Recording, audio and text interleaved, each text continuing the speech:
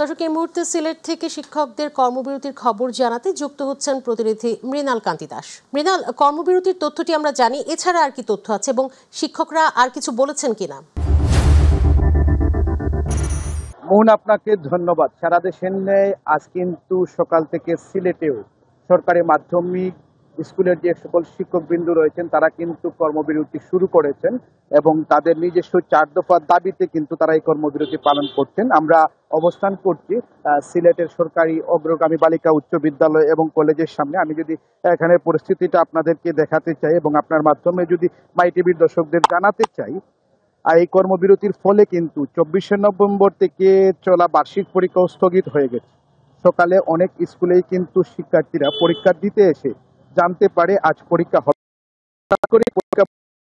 ছাত্রছাত্রীরা হতাশ হয়ে কিন্তু বাসায় ফিরে গেছেন।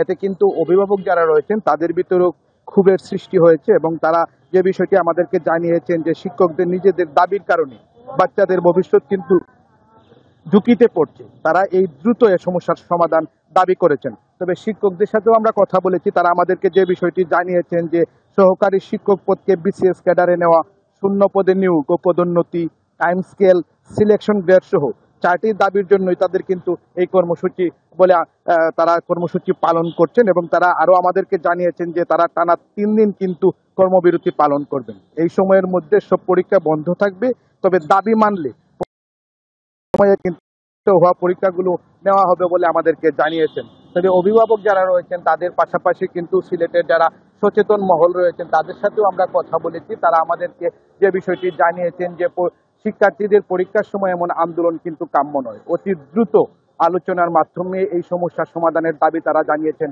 ঊর্ধ্বতন কর্তৃপক্ষের কাছে। আসলে এই ছিল সিলেট থেকে শিক্ষকদের কর্মবিরতির সার্বিক পরিস্থিতির এখনকার পর্যন্ত আমার কাছে সর্বশেষ। মন মৃণাল, আপনাকে ধন্যবাদ। দর্শক, সিলেট থেকে প্রতিনিধি মৃণাল কান্তি দাস যুক্ত ছিলেন, শিক্ষকদের কর্মবিরতির সবশেষ তথ্য জানাচ্ছিলেন।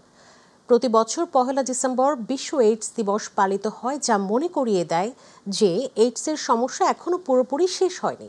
সিরাজগঞ্জ এআরটি সেন্টারে উদ্বেগজনক হারে বাড়ছে এইচআইভি পজিটিভ রোগীর সংখ্যা, যার মধ্যে অধিকাংশই সমকামিতা ও ইনজেকটিভ ড্রাগ ব্যবহারকারী।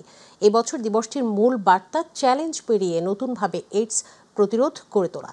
প্রতিনিধি এইচ এম মোনায়েম খানের রিপোর্ট, জানাচ্ছেন আতিকুর রহমান তিতাস।